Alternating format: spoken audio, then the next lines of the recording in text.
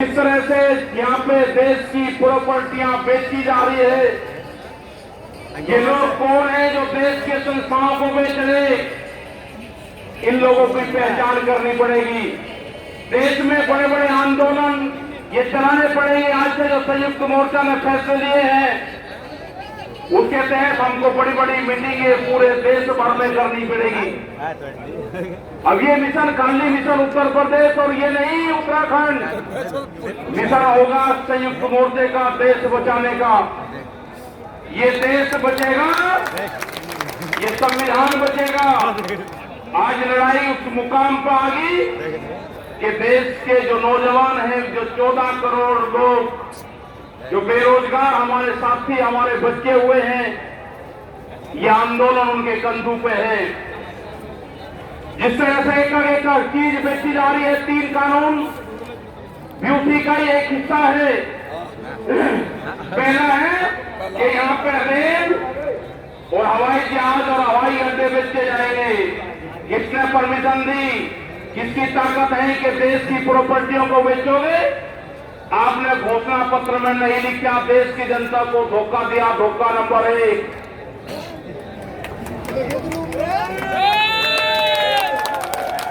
धोखा नंबर 2। धोखा नंबर 2, बिजली बेचेंगे, प्राइवेट करेंगे बिजली को। ये धोखा नंबर 2 कहीं घोषणा पत्र में नहीं लिखा। जब वोट मांगी नहीं कहा कि बिजली भी बेचेंगे।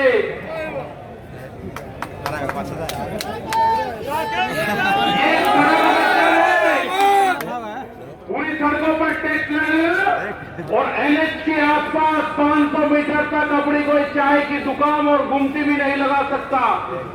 अगर किसी ने चाय का खोखा रखा तो वह जमीन उसकी गांव समाज में निहित होगी। ये सड़कों को बेचने का काम करेंगे।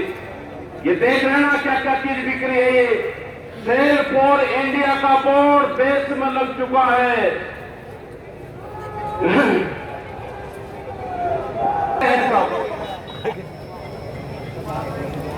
एफसीआई की जमीन जहां पे हमारा भंडारण होता था, वे पूरी जमीन पूरे गोदाम अडानी को दे दिए गए हैं।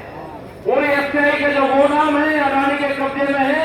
आपके पास में, भारत सरकार के पास में कोई भी गोदाम अब नहीं बचा है। जिनका पूर्ण रूप से प्राइवेट कंपनियों को नदियां बेची जा रही है। जो नदियां, जो जल हमारी जीवन रेखा होती थी, उनको बेचने का काम पूरे देश में करा जा रहा है।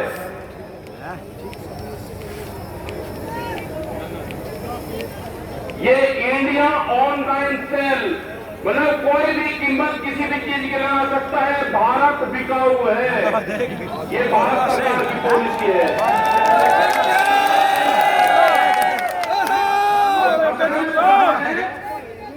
ओएनजीसी, बीपीसीएल, इस्पात, शिक्षा, प्राइवेट जो चिकित्सा हो रही है और देश के संविधान भी खतरे में है। जो बाबा भीमराव अंबेडकर का संविधान था वो भीम में बता जा रहा है। हम उसको भी बता रहे हैं कि बाबा भीमराव अंबेडकर का संविधान भी खतरे में है, उसको भी बचाना है।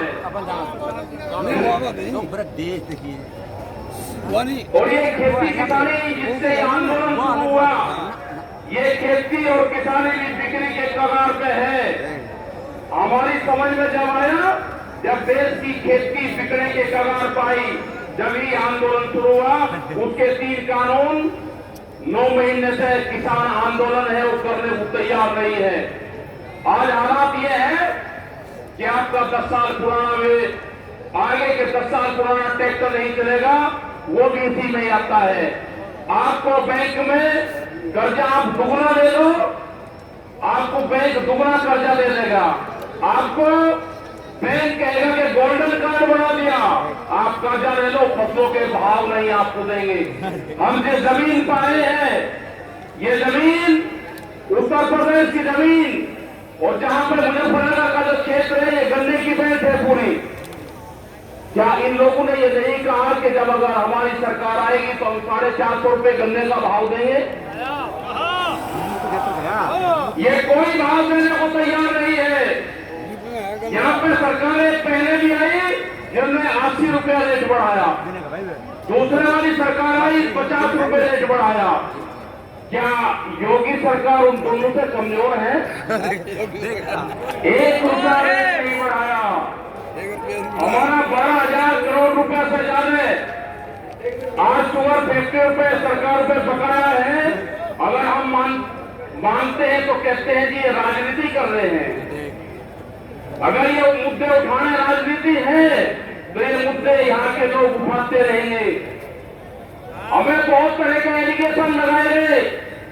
हम 9 महीने से वहां पे हैं, आप लोगों के बीच से वहां पे गए, आप बहुत जिम्मेदारी के साथ में वहां पे छोड़ गए। पूरा संयुक्त मोर्चा दिल्ली के चारों तरफ है, हम घर नहीं जाएंगे। मुजफ्फरनगर में भी आए तो सिर्फ संयुक्त मोर्चे की मीटिंग में इस मैदान में आए। इस मैदान से बाहर मुजफ्फरनगर की जमीन को नहीं रखेंगे भैया। ये लड़ाई शुरू हुई एमएसपी पे गारंटी कानून से। हमने एक ही जिले का एक डाटा भारत सरकार को दिया, यहाँ उत्तर प्रदेश के अधिकारियों को दिया, यहाँ के मुख्यमंत्री को दिया। रामपुर जिले में जो मंसूरी धान की खरीद होती है वो बिहार में पैदा होता है, उसको बेच रहा है यहाँ पे। वो पंजाब जाता है, हरियाणा जाता है। बड़े व्यापारी का धान फसलें एमएसपी पे बिकती है, किसान की 10 से 15% बिकती है। ये आपको समझना होगा। पूर्ण रूप से फसलों के दाम नहीं तो वोट नहीं के नारा लगाना पड़ेगा। फसलों के दाम नहीं तो वोट नहीं।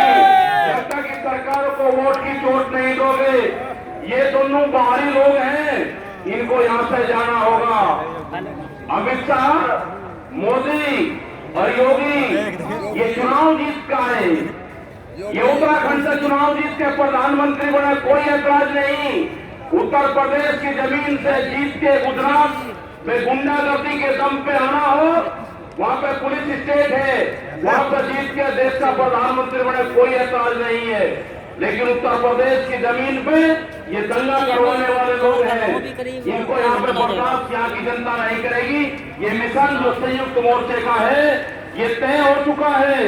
और हम वो 28 तारीख की याद आप सबको याद होगी। वो 28 तारीख की याद भी याद कर लेना। वहां पर ना मुसलमान बचना था, ना सरदार भाई बचना था, और न देश का किसानी झंडा बचना था। उस रात को देश में आंदोलन का कत्लेआम होता, उसके बाद में देश में कोई आंदोलन नहीं हो सकता था। वे 148 लोग वहां पे थे और 8,000 की पुलिस और गुंडे के तत्व पे वहां पर कब्जा करने की नीयत थी। लेकिन वे 72 लोग वहां पे थे जो 20 मिनट के बाद ही जो वहां से घोषणा हुई, वे 20 मिनट बहुत महत्वपूर्ण थे। जब देश की जनता साथ में खड़ी हुई, जब हमने जन मांगा तो बनेला खास हरियाणा, पूरा हरियाणा खास पूरा